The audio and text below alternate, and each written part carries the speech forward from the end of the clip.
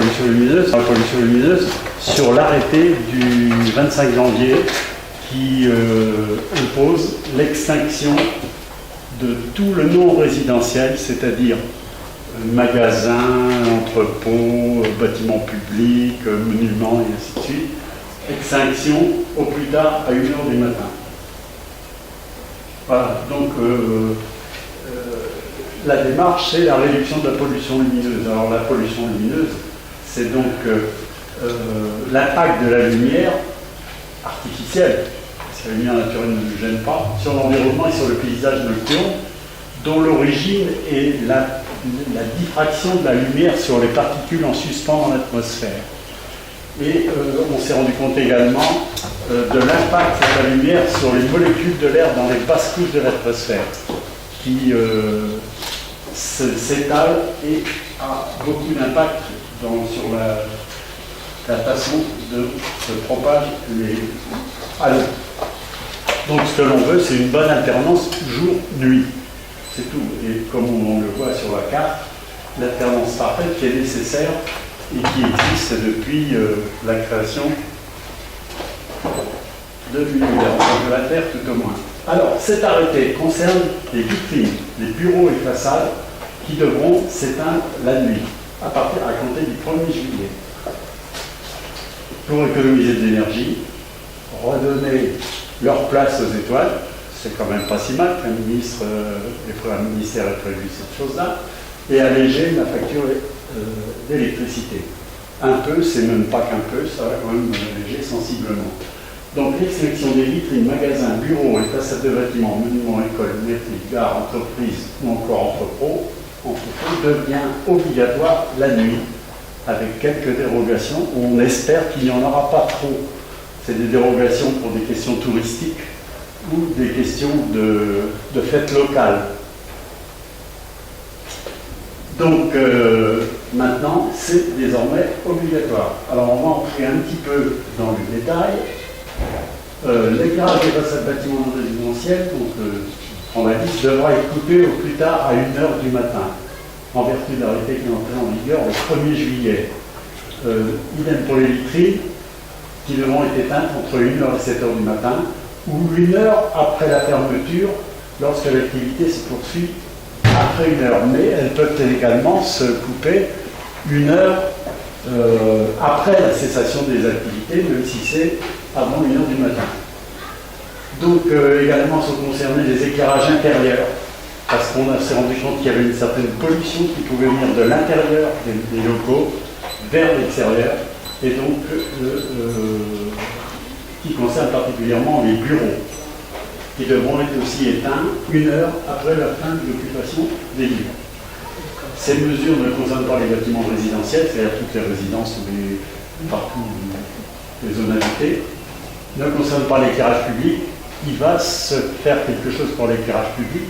Ça a été amorcé en 2011, ça n'a pas pu avoir lieu parce qu'il n'y avait pas les différents parties étaient trop proposés. L'éclairage public va sans doute être réglementaire vers la fin de l'année où ça devrait se faire prochainement. Ni des éclairages destinés à la sécurité des bâtiments.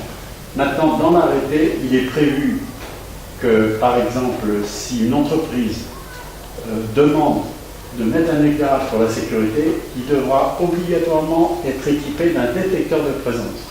C'est-à-dire que l'éclairage ne devra fonctionner que s'il y a une présence indésirable. Ou désirable, hein, ça peut être le propriétaire qui fait le tour de ses locaux. Mais ça devra être relié à un détecteur de présence. Donc voilà en gros les principes de l'arrêté. Ça devrait donner d'assez bonnes choses pour les astronomes. Hein. C'est un peu tard dans la nuit, mais bon, c'est mieux que rien, c'est un premier pas, et ça pourra peut-être s'améliorer dans le temps. Donc, tout ce qui peut être concerné, ben voilà, un lycée, un pont, c'est le pont de La Rochelle, alors il va sûrement y avoir une dérogation pour le pont de La Rochelle, on s'y attend. Alors, les dérogations seront données par le préfet. Les autorités chargées de l'application de l'arrêté sont les maires pour tout ce qui est le privé, et les préfets pour tout ce qui est collectivité locale. Il y aura sûrement des passe-droits, il y aura sûrement des choses qui ne fonctionneront pas comme on voudrait, mais voilà ce qui est prévu dans l'arrêté. Là, vous avez une cathédrale, c'est la cathédrale d'Orléans. Les églises, tout ça, ça devra être coupé. Parce qu'il y a des églises qui fonctionnent toute la nuit, il n'y a personne à passer à proximité, et tout ça. Ça, c'est une mairie, là, elle devra aussi s'éteindre comme c'est prévu. Ça, c'est pas gagné parce qu'il y a des maires qui sont en principe chargés de faire appliquer les lois qui, pour l'instant, on a constaté, ne les respectaient pas trop. Ce genre de choses devra être éteint également, puisque ça c'est un aspect purement décoratif, et ça devra être éteint également. Alors il va se poser un problème, c'est d'arriver à intervenir dans les armoires de commande de ces éclairages pour les dissocier les uns des autres, parce que très souvent, par exemple, vous avez des monuments dans les petites communes, les monuments ils sont rattachés à l'éclairage public. Comme l'éclairage public n'est pas concerné, c'est pour ça que ça va demander un certain temps de mise en application.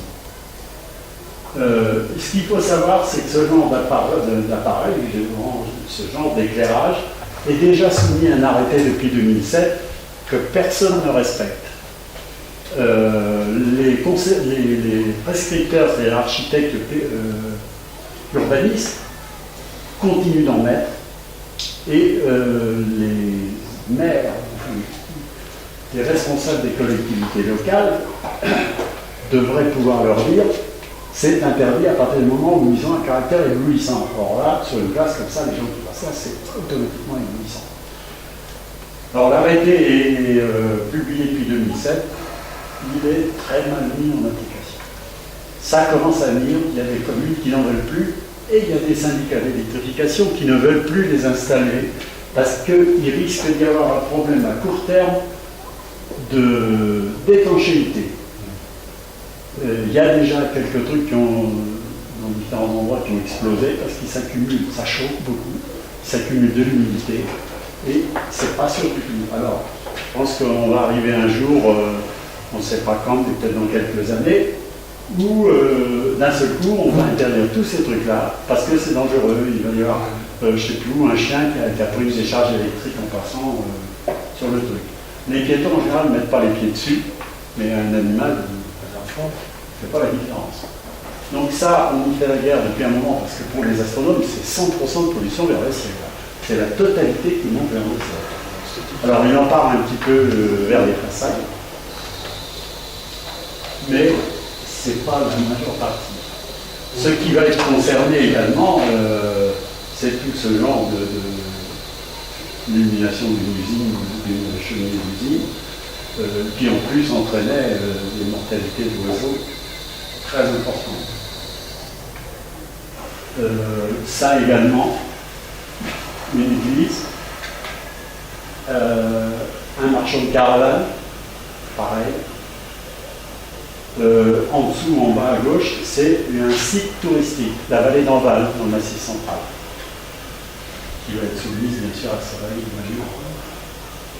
Alors, ce qui est intéressant dans tout ça, c'est que le ministère lui-même de l'Environnement affiche sur son site cette petite affichette et propose de la distribuer. On va en faire tirer un certain nombre.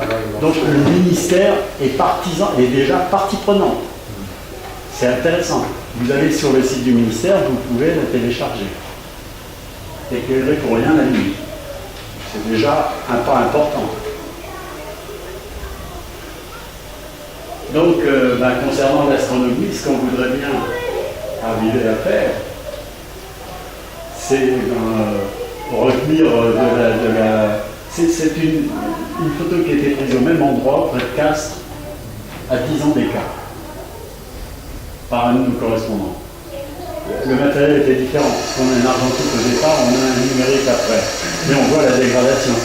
Donc ce qui serait souhaitable, c'est que l'arrêté nous permet de revenir à la position de 1990, et puis de récupérer la volonté.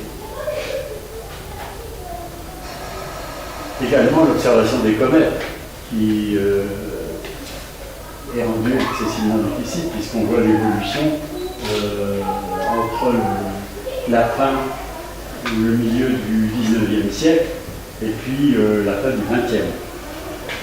Les comètes, c'était vraiment, c'est vrai que les gens avaient peur à l'époque, mais ça pouvait s'expliquer, alors que maintenant, c'est un petit truc qu'on distingue dans le ciel, et encore, il y a que les astronomes amateurs qui disent les astronomes du Nord. Voilà, alors, c'est toutes ces bestioles-là qui par l'arrêté, pourront être un petit peu protégées dans certains endroits. On sait que pour équivaloir à la lumière produite par une bougie, il faut 5000 lucioles. Alors, quand on sait ce que la lumière produit, la quantité de lumière produite par un lampadaire représente, on ne peut pas s'étonner qu'il n'y ait plus de lucioles. Également, les impacts des oiseaux sur les bâtiments éclairés, sur les tours, en particulier aux États-Unis, mais aussi à la Défense. Et il y a des tours qui étaient uniquement pour justement la protection des oiseaux. Donc l'arrêté va peut-être permettre d'améliorer ces choses-là. On voit ici que, avec la clarté des villes, le chant des oiseaux se prolonge après le crépuscule. Avant, souvent, ils s'arrêtaient avant le crépuscule, ils s'arrêtaient au crépuscule. Maintenant, il y a une prolongation, parce qu'il y a de la clarté. Alors, par contre, il y en a qui vont être malheureux. C'est une photo que j'ai prise à la Guadeloupe, mais on le savait. Quand il y a un projecteur, ça attire les insectes, parce qu'il y a deux catégories d'insectes, ceux qui fuient la lumière, mais que la lumière a quand même perturbé parce qu'elle divise les colonies. Et puis il y a ceux qui sont attirés. Alors ceux qui sont attirés tournent et tournent autour des sources jusqu'à épuisement. Et puis il y a des prédateurs qui ont bien compris le système, ils attendent sous les projecteurs. Et ils cassent la côte en très peu de temps. Et ça fait partie des années qu'il y a 3 ou 4 crapauds qui viennent sous le projecteur de ce gîte avant même qu'il soit allumé, parce qu'ils savent qu'à partir d'une certaine heure, il va y avoir un bon casse-côte. Donc le fait que ce soit éteint à partir d'1h du matin, il va falloir qu'ils se dépêchent à manger plus vite pour trouver une autre source. Donc ça, c'est ce qu'on appelle la surprédation. Alors il y a un même phénomène avec la chauve-souris pipistrelle, qui est celle qui s'est adaptée au lampadaire et qui tourne autour et puis qui est pareil, qui fait son festin en peu de temps. Par contre, il y a les grands murins qui, une simple flamme de bougie à l'entrée de leur refuge, si vous la mettez une fois qu'elles sont rentrées, elles ne sortent plus. Une simple flamme de bougie. Elles ne sortent plus. Et il y a eu une expérience en Vendée où on a retrouvé des collectes de chauves-souris autour de l'église parce qu'elles n'étaient plus sorties. Et ne s'alimentaient plus. Donc alors, qu'est-ce que peuvent penser les Français de ces extinctions? Eh bien, ils en pensent pas mal, ils en pensent du bien en général. On a diligenté une enquête, ce qu'on appelle une enquête omnibus l'année dernière, c'est-à-dire qu'on se raccroche à une enquête du ministère de l'Environnement. Et le ministère a posé, je crois que c'est 20 questions. Il faut savoir que les questions de la surface coûtent plus de 2 000 € par question. Nous, on y a consacré 7 000 €, c'est déjà pas mal. Et puis, on a eu, donc vous avez les 3 questions et les réponses. Donc, quelles sont pour les Français les causes perçues de développement de la pollution lumineuse? C'est l'éclairage des monuments, des commerces, des enseignes, des publicités. C'est la première cause perçue.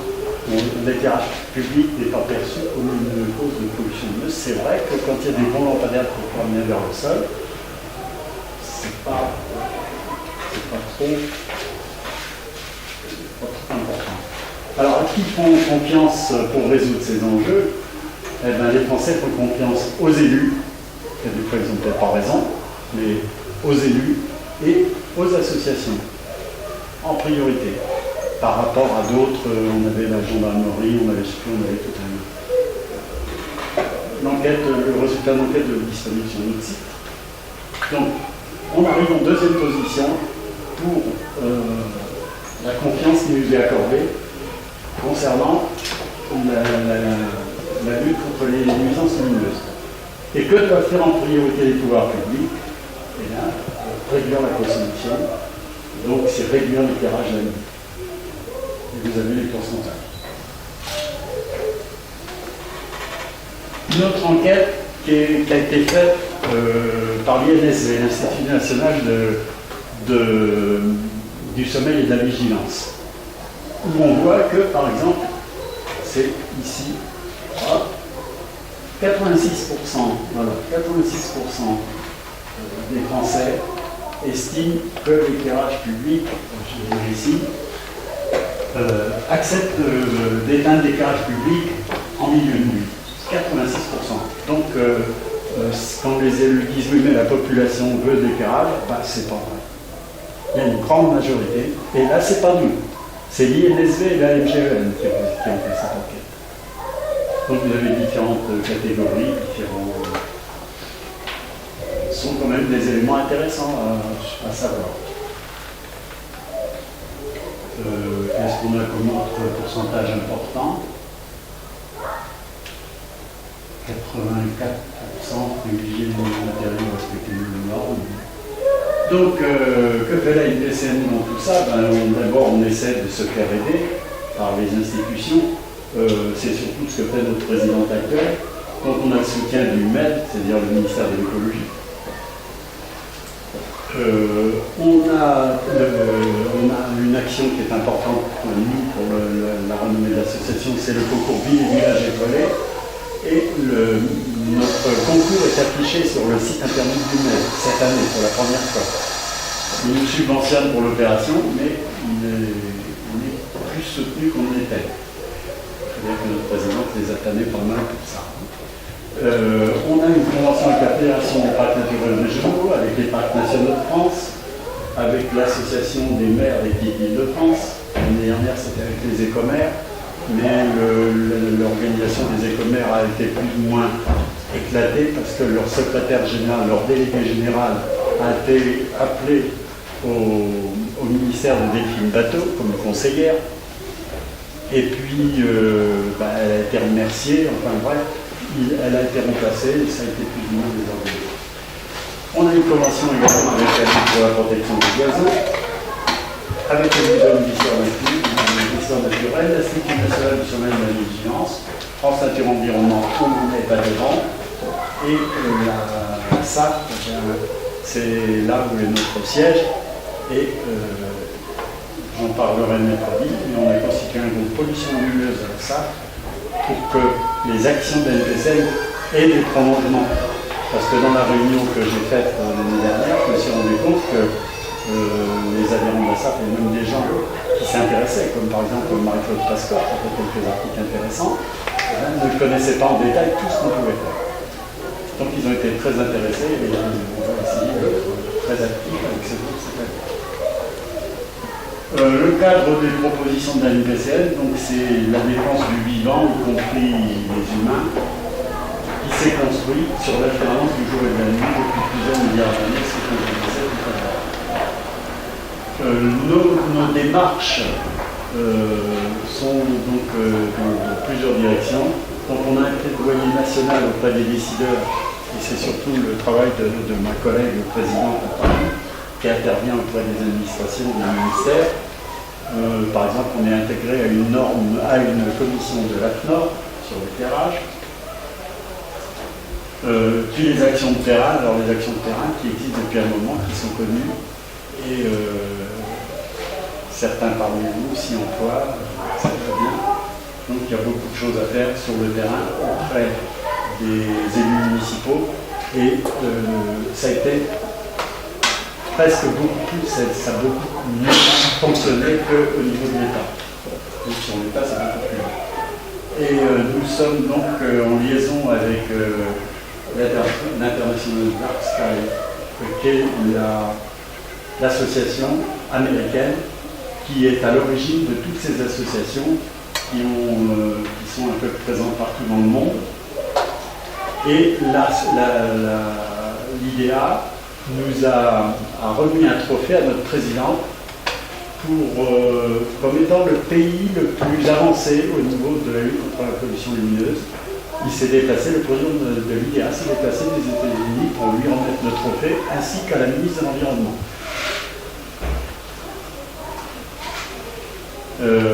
Donc les enjeux, c'est la protection des espèces, faune, flore, Sur la faune, on a beaucoup de connaissances, il y a beaucoup de gens qui s'y intéressent, la flore un peu moins.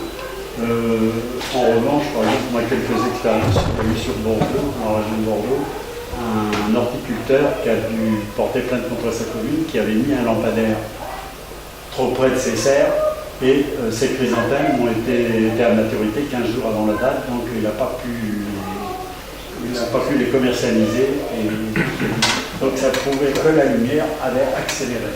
Pourquoi les maraîchers éclairent leur serre toutes les nuits, c'est pour accélérer la pousse des plantains bien éclairée, mais qui n'est pas encore bien étudié scientifiquement comme ça peut l'être sur les espèces sur la faune.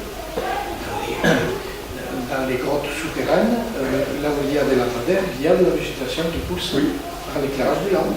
Les grottes qui ont des projecteurs pour éclairer une grotte, on voit ça derrière, il pousse une mousse sur les rochers. Donc l'aménagement du territoire, la reconnaissance de la lumière artificielle nocturne comme infrastructure, ça on se bat beaucoup pour ça, parce que par exemple quand vous avez des grandes avenues complètement illuminées, qui se trouvent sur le passage, sur le déplacement de colonies d'insectes, c'est un véritable barrage. Il n'est pas matériellement dur, mais ça empêche une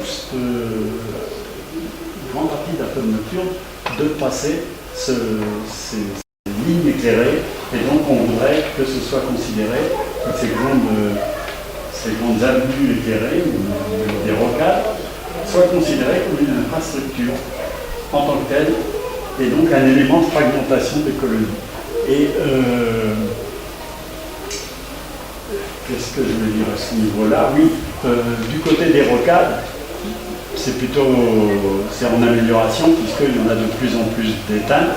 Et chez moi, il y avait un grand échangeur avec une dizaine de projecteurs, de grands mâts qui avaient chacun 8 projecteurs. Ils les ont coupés pendant 2 ans. Et comme il n'y a pas eu plus d'accidents pendant la coupure qu'il y avait avant, eh bien, ils ont non seulement coupé, mais démonté. Alors esthétiquement, c'est déjà une amélioration du paysage. Par contre, c'est un peu du gaspillage de fond public, il faut bien le dire. Alors ce que l'on souhaite aussi, c'est une certaine solidarité entre les territoires, parce que si vous coupez la lumière chez vous, mais que votre voisin il en envoie partout, ça peut poser un problème, c'est-à-dire on travaille pour rien dans ces cas-là. Donc il y a la propagation de la lumière qui doit être, faire appel à une certaine solidarité pour les hippos. Donc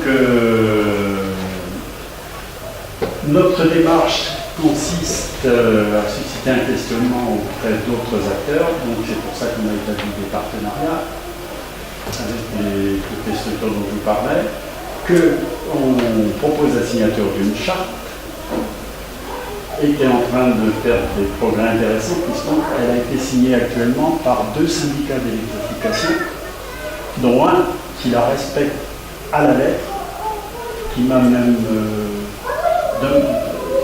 demandé un rendez-vous il y a 15 jours pour voir comment ils pouvaient l'appliquer dans les détails. Au bout d'un an, ils ont signé il y a 1 an.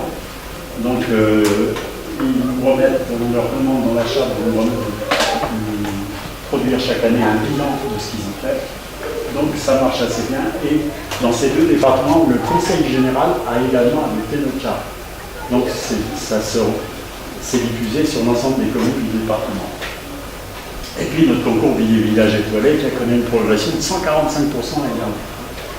Donc, il s'adressait jusqu'à présent aux petites communes, parce que c'est pas difficile, quand il y a 50 lampadaires, qu'il y a peu de monde qui sort la nuit, vous faites une extinction, puisqu'il est basé surtout sur l'extinction, dans la durée de l'extinction, c'est facile d'avoir des étoiles. Par contre, on en est arrivé l'année dernière à avoir 2 villes de 35 000, une de 30 000 et une de 35 000 habitants qui ont concouru et qui ont eu le label. Le label, il va de 1 à 5 étoiles. Les grandes villes n'ont pas pu aller au-delà d'une étoile, les petites en ont 5, mais les grandes ont beaucoup plus de mérite que les petites. Parce que faire accepter une ville de 30 000 habitants en plus dans un site touristique, puisqu'il s'agit de Saumur, dans le milieu des châteaux de la Loire, eh bien, maintenant c'est acté, ils ont fait les laisser En prendre un fonction de cette différence, vous ne pouvez pas introduire une sorte de pondération, de mettre un bonus supplémentaire aux grandes villes? Ça va sans doute être fait parce que dans la labellisation de ville et village étoilés fait l'objet d'une réunion de jury. Et dans le jury, il y a Alain Boudrin-Dubourg qui a été, et puis avec le directeur des parcs naturels régionaux de la fédération, qui ont soulevé le problème. Parce qu'en fait, il y avait des communes qui avaient beaucoup d'étoiles et qui n'avaient pas particulièrement du bon matériel, mais qui le coupaient beaucoup, qui avaient des grandes plages d'extinction. Donc qui avaient beaucoup d'étoiles, et puis une ville comme Souillot, par exemple, qui fait des efforts importants, parce qu'il faut le permettre à la population. Ils ont fait des réunions tous les quartiers de la ville. C'est beaucoup plus difficile, ça c'est sûr. Donc ça va se pondérer un petit peu pour 2013. Voilà. Donc, nos recommandations, alors si, une autre recommandation qu'on a du mal à faire passer, on va essayer, c'est pas trop mal parti, c'est une trame nocturne. Je ne sais pas si vous êtes au courant de la trame verte et bleue. On avait autrefois des corridors écologiques. Il y en a eu quelques-uns installés, il y en a en Isère, certains. Et alors, le Grenelle de l'environnement a établi la notion de trame nocturne, de trame verte et bleue. C'est-à-dire, on fait des zones de protection au bord des rivières et des zones de protection dans la nature pour permettre le déplacement des colonies d'insectes ou d'animaux divers. Et donc, ces couloirs de circulation de la faune ont reçu l'appellation de trame.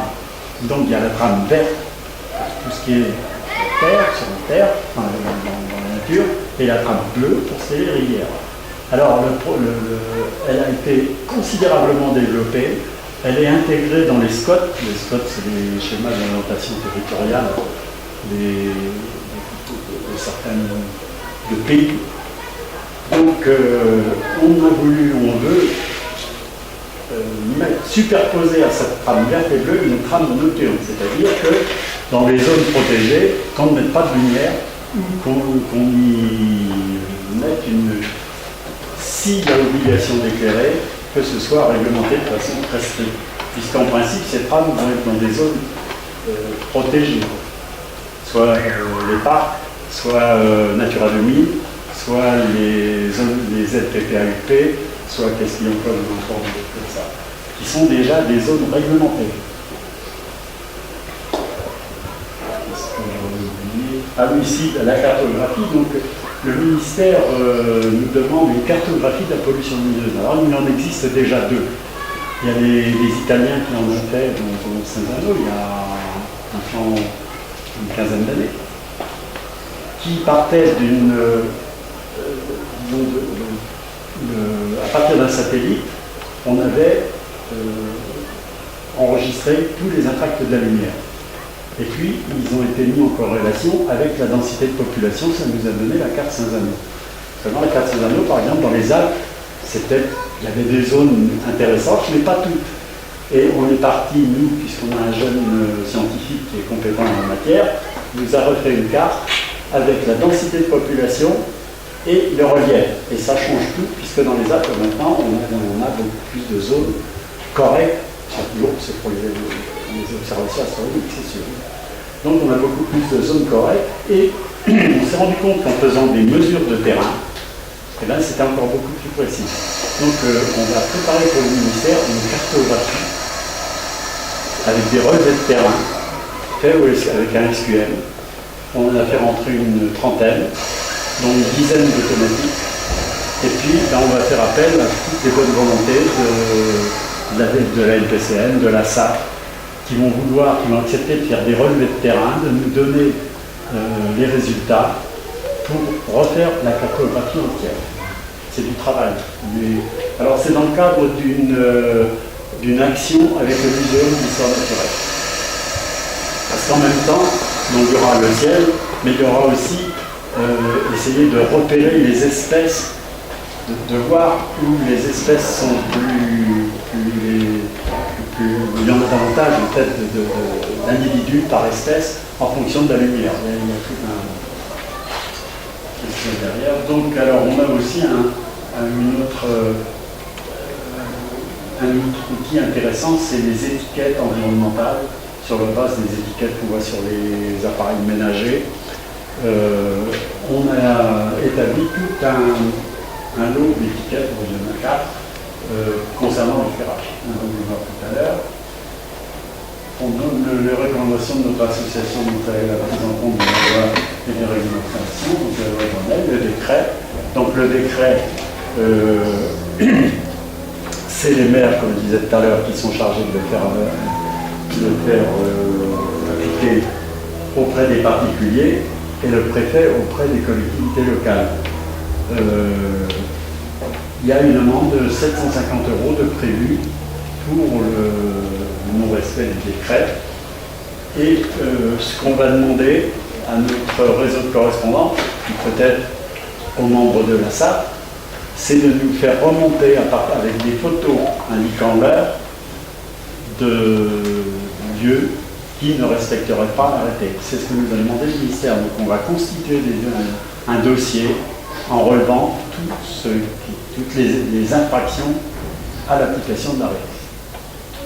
Pour l'instant, il y en a pas mal. Mais, comme je le disais tout à l'heure, par exemple, dans les communes, quand les bâtiments sont alimentés, les bâtiments publics qui sont concernés, sont alimentés par la même armoire que l'éclairage public, il va falloir déconnecter tout ça et faire un branchement à part. Voilà, donc les mesures spécifiques. Alors, les mesures dont je parlais tout à l'heure au SQL vont être en particulier plus intenses dans les espaces protégés, c'est-à-dire les parcs naturels nationaux, les parcs naturels nationaux et les parcs naturels régionaux. Et là, il y a des animateurs qui sont prêts à répondre présent. Qu'est-ce qu'on a comme... on est en train de reviser la fameuse norme AFNOR EN 13201, qui est une des grandes responsables de la pollution lumineuse. Parce qu'elle impose des critères qui sont inutiles, qui favorisent beaucoup les professionnels parce que ça fait vendre plein de matériel. Alors donc le premier, c'est le coefficient d'uniformité, c'est-à-dire que l'éclairage doit être identique, uniforme d'un bout à l'autre d'une rue. Pour ça, il faut rapprocher les lampadaires. Plus vous les rapprochez, plus vous en mettez. Équipé pour finir le citoyen. Parce qu'un lampadaire, ça vaut entre les plus moches 1 000 €, puis les plus sophistiqués 5 000, qui vont même au-delà. Donc, et l'augmentation, ça peut aller et dépasser même 50%, c'est-à-dire le double. Donc, ça fait un investissement, bien sûr.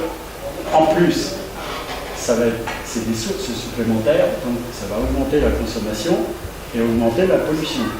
Donc, on a demandé, et une norme est révisable tous les 5 ans, là elle est en année de révision, donc on en fait partie de la commission de révision.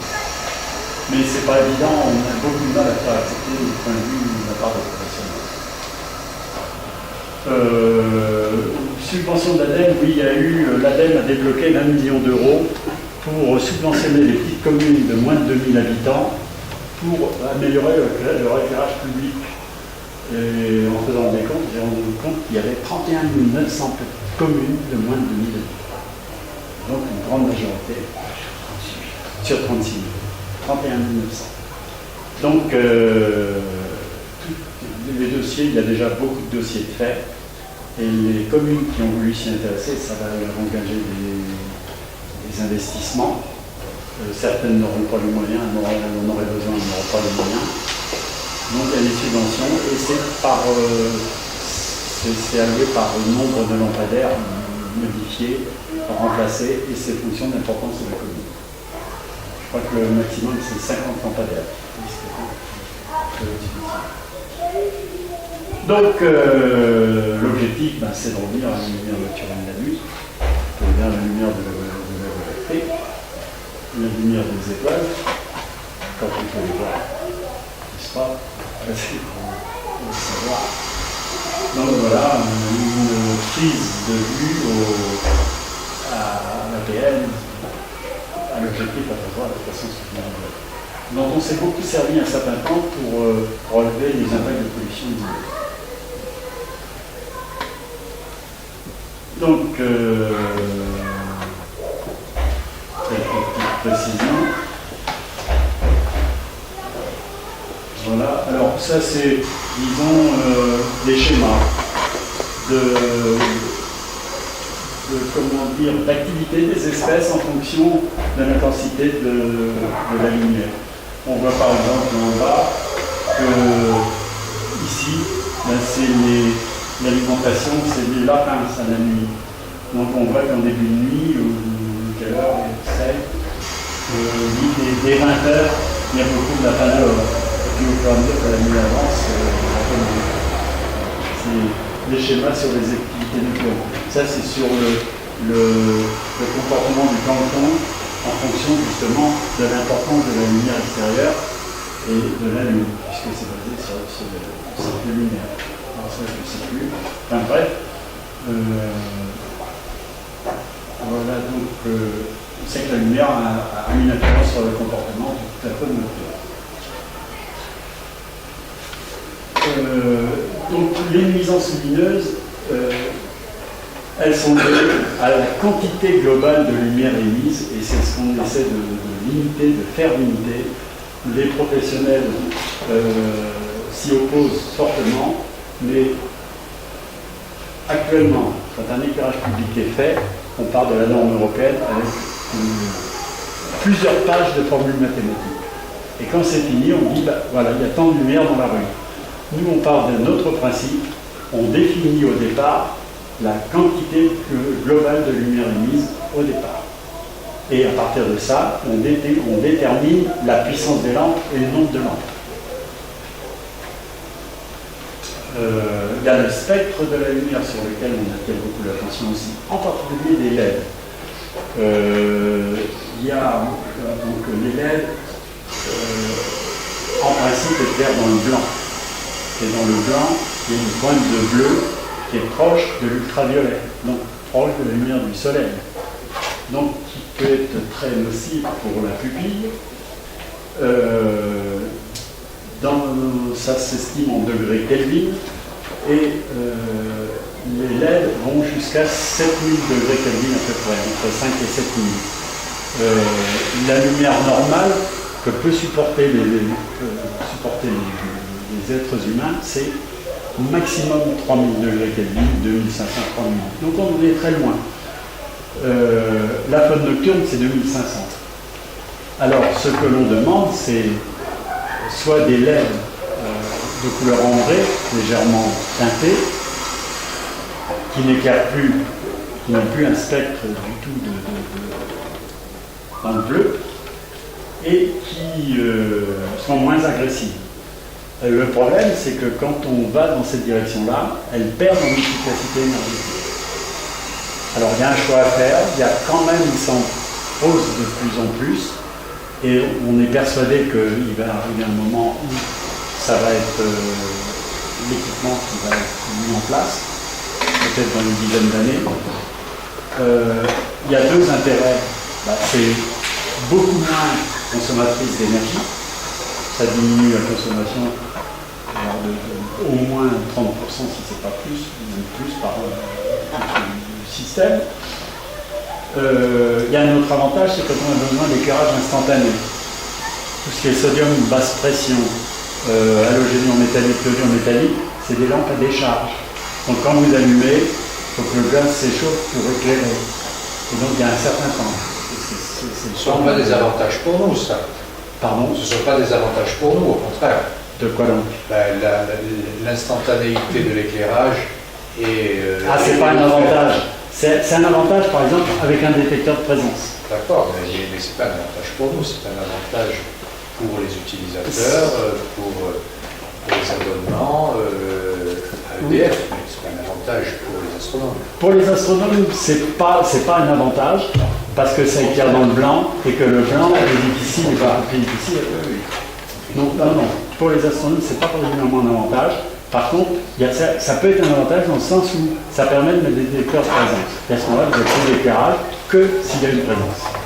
Et ça se fait de plus en plus. Il y a des rues entières qui sont faites avec ça. Toulouse, pareil.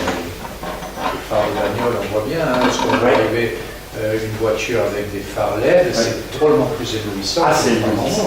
Oui. Parce qu'on met des LED blanches avec cette teinte en bleu. Donc, les spectres de lampe, il n'y a pas beaucoup d'importance. Halogénion métallique et iodion métallique, ça éclaire également dans le blanc, mais moins, c'est autour de 3-4 000 degrés Kelvin, en particulier dans les basses couches de l'atmosphère. Voilà donc alors en fait, depuis un certain nombre d'années, puis les années 80, l'éclairage s'est transformé en outil de confort, en outil de spectacle, en quelque sorte. Les illuminations partout, parce que ça a un côté spectaculaire. C'est une évolution des fonctions de l'éclairage. L'éclairage public n'est plus asservi sur main au sens strict. Il est devenu une forme d'expression politique, sociale et artistique qui caractérise des citoyens et des élus, la modernité et l'urbanité. Ça, c'est souvent, effectivement, une réflexion qui nous vient, en particulier les éclairagistes qui nous disent mais on est au XXIe siècle, vous voulez éteindre la lumière, alors que ça a été un progrès considérable au XIXe siècle et au XXe. Et voilà. Donc, alors, je vais passer aux outils des scène. Donc, la cartographie dont je vous ai parlé tout à l'heure, donc avec des relevés de terrain, une résolution à 150 mètres, c'est-à-dire que sur les cartes, on aura une précision à 150 mètres près. C'est pas formidable, mais c'est déjà beaucoup par rapport à ce qui existe. Et puis la prise en compte des effets d'altitude et du masquage par le relief, qui est quand même une donnée importante. Donc la base de données sera les mesures de terrain. On va demander à nos correspondants, puis à tous ceux qui voudront bien nous en donner. Parce qu'il faut le rappeler, on n'est que des bénévoles. On n'a aucun permanent. Et là, c'est du boulot de tous les jours, tous les week-ends, toute l'année. Donc, quand on peut avoir un peu d'aide, il y a une aide qui va nous être très intéressante aussi, c'est le développement des adhésions, puisque les députés ont trouvé il y a quelques années que les associations environnementales avaient trop de pouvoir et que ça gênait le développement. Donc il y a eu une loi pour limiter, qui a été votée, c'est une loi pour limiter les pouvoirs, tout simplement en limitant, en imposant un certain nombre d'adhérents. Donc la limite, c'est 2000, il faut être 2000 adhérents. Donc nous on rame pour faire 2000 habitants, et 2000 adhérents, je dis, et on n'y est pas encore arrivé. Il faudra également avoir l'agrément environnement pour être reconnu interlocuteur. Alors on pourra toujours intervenir, on ne nous empêchera pas d'intervenir, mais on ne pourra plus intervenir, par exemple, si on ne rentre pas dans les critères au niveau des pouvoirs publics comme on fait actuellement. Parce qu'actuellement ça se passe bien sans agrément quand même. L'arrêté sanction applicable le 1er juillet, on a 80% de participation, de responsabilité dans l'arrêté. Le ministère nous a convoqué un jour pour nous dire, voilà, on projette ça, qu'est-ce que vous en pensez?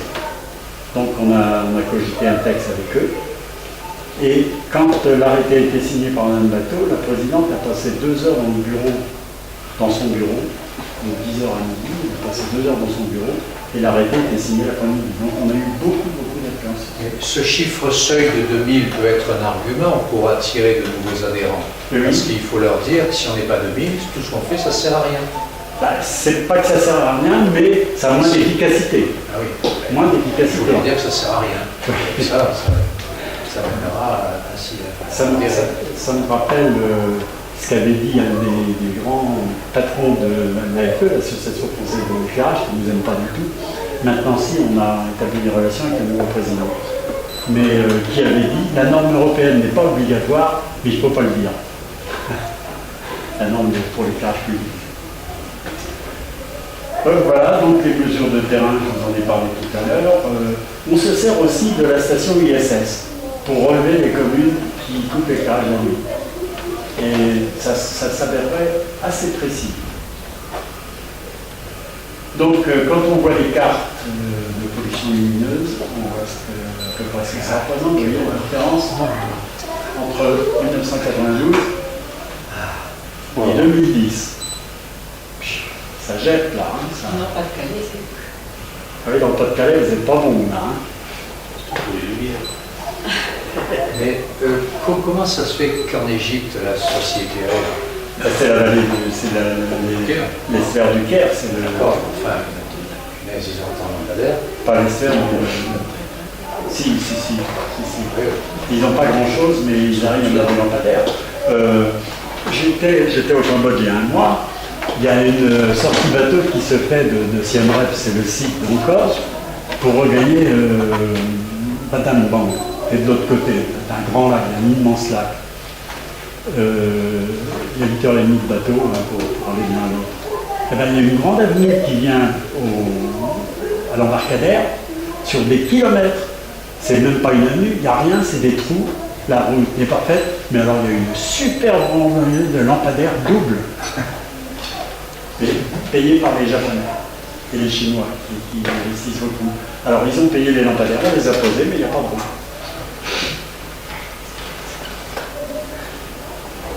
Ce qu'on a en France, et vous avez sur le côté donc, à quoi correspond les couleurs. Donc vous pouvez reconnaître vos régions respectives. Alors la propagation de la lumière dans le choix d'un lampadaire, voilà, si vous mettez un lampadaire bien à plat, comme vous le bloquez ici, la lumière va tout aller vers le sol à peu près, hein, s'il n'y a pas de verre bombé. Par contre, dès qu'il y a un verre bombé, il y a une remontée, il y a des rayonnements ascendants. Et s'il est incliné, une partie, alors il y a un truc aussi assez inadmissible, les certificats d'économie d'énergie. C'est un peu des certificats que vous pouvez obtenir quand vous pouvez prouver que vous avez modifié des installations qui provoquent des économies d'énergie. À titre personnel, c'est impossible. Au niveau d'une commune, à peine. Il faut au moins une communauté de communes qui est capable d'obtenir ces certificats. Ça s'appelle l'ULOR, le degré là, qui est d'ouverture à la ciel, l'ULOR. Dans les certificats d'économie d'énergie jusqu'en mars 2013, il était indiqué ULOR 5 sur les conseils de l'ADEME. Les éclairagistes n'ont pas trouvé ça bien. Ils ont demandé une révision, alors que logiquement ce genre de choses n'est pas révisable, et pour le faire passer à 15%. Donc maintenant, même je crois que c'est 20. Maintenant, si vous voulez un certificat d'économie d'énergie, il faut envoyer 20% de lumière vers le ciel. C'est comme ça. Parce que il y a eu, ce que j'explique quelquefois dans les niveaux du ministère, des différentes directions qui sont concurrentes, qui se parlent régulièrement, qui se des codes d'un côté, et la DGEC, Direction Générale Énergie-Climat, a piqué la chose à la direction la nôtre, la DGPR, Prévention des risques, qui devait s'occuper d'autres, piquer la chose, et ils ont réussi, avec l'appui des éclairagistes, à faire monter. Bon, tout ça, c'est pas très réjouissant, mais c'est quand même que ça se passe. Donc, l'évolution quantitative de la lumière artificielle nocturne entraîne la réduction des puissances installées. Alors, on a beaucoup réduit les puissances, mais il y a une efficacité énergétique bien supérieure. Les ampoules qui avaient, ça s'estime en lumière par watt, les ampoules qui avaient une capacité énergétique de à peu près 40 lumens par watt il y a 6-7 ans, sont rendues à 100-120. Donc avec la même ampoule de même puissance, on éclaire trois fois plus. C'est ce qu'on produit. C'est là où on a attiré l'attention du gouvernement, c'est-à-dire du ministère, remplacer un lampadaire boule par ce genre d'ampoule sans modifier la puissance, vous multipliez la pollution par 2 ou 3. Vous polluez plus avec un bon lampadaire qu'avec une boule, parce que vous n'avez pas revu la puissance. L'amélioration de l'environnement lumineux, qu'on appelle la quantité, voilà. La lumière, l'orientation de la lumière, c'est extrêmement important.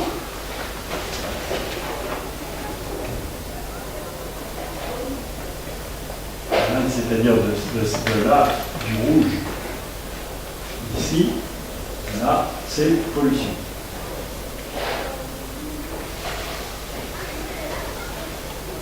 Et la composition spectrale de la lumière, j'en ai parlé tout à l'heure. peut avoir une grosse importance. Donc, alors, on est arrivé aux étiquettes environnementales, donc, qui a un indicateur simple qui est utilisable par les élus. Donc, ils peuvent, à partir de nos étiquettes, sans formule mathématique, choisir la quantité de lumière qu'ils veulent installer. C'est un moyen de contrôle facile. Et puis, ça permet de se démarquer des normes. On dit qu'il y a beaucoup trop de normes. Il y a d'ailleurs une commission de réduction des normes qui a été constituée, je crois. C'est un député, un sénateur de l'ordre, quasiment. Voilà nos étiquettes. Alors, par exemple, ça, voilà. Si vous allez ici, par exemple, dans une commune, on fait l'inventaire de l'éclairage. Il s'aperçoit, le maire s'aperçoit qu'il est là. Et comme il a un côté, un esprit environnemental, je veux arriver là. Donc comment arriver là? Eh bien, le chiffre qui est indiqué, c'est le nombre de kilolumens par kilomètre. Si, comme je disais tout à l'heure, les ampoules, l'efficacité s'estime en lumens par watt. Vous prenez des ampoules de 100 watts, de 75 watts, avec une efficacité 100 lumens par watt. Pour faire 150 kilolumens, il faudra 20 ampoules. Ça vous fait 20 lampadaires sur le kilomètre. Ça les met donc à 50 mètres. Bon, aujourd'hui, on vous dit c'est beaucoup trop loin. Quand vous mettez à 60, vous l'avez vu à 80 mètres. Mais vous pouvez aussi transformer ça en 30 lampadaires de 50 watts. Vous arrivez également à la même quantité de lumière émise. C'est pour ça que je disais tout à l'heure, nous, on ne part pas de formules mathématiques, on part sur la décision de lumière globale émise dès le départ. Donc les élus peuvent décider dans notre commune, là où veut se situer en scène. Et dans le concours ville et village étoilé, on tient compte de tout ça. Alors il y a donc pour la puissance, il y a pour l'efficacité, non c'est pour les spectres. Donc quand vous êtes dans les LED, vous êtes ici, quand vous êtes dans le sodium, pression là, et puis basse pression, mais basse pression on n'en trouve pratiquement plus parce que les architectes les ont fait éliminer parce qu'elles n'ont pas un bon rendu de couleur. C'est-à-dire que la nuit, les couleurs ne sont pas bonnes, ne sont pas précises, c'est trop rangé. Enfin, qui déplore que les couleurs ne soient pas bien rendues la nuit. Ça. Ici, on est dans l'orientation, dans l'ouverture. Voilà. Donc, à partir avec notre concours, on intervient avec ces 4 étiquettes et ça donne des points ou ça n'enlève. Et c'est donc voilà la façon dont on opère avec ces étiquettes et ce qu'on met à disposition de toutes les collectivités locales. On a 2 actions importantes, c'est la fin. Donc une charte de protection de l'environnement nocturne que l'on propose aux communes, et puis le concours Ville et Village étoilé. Le concours Ville et Village étoilé qui est lancé pour 2013 et qui va être clôturé le 1er novembre. Voilà, en vous remerciant de votre attention et en espérant avoir répondu à vos questions.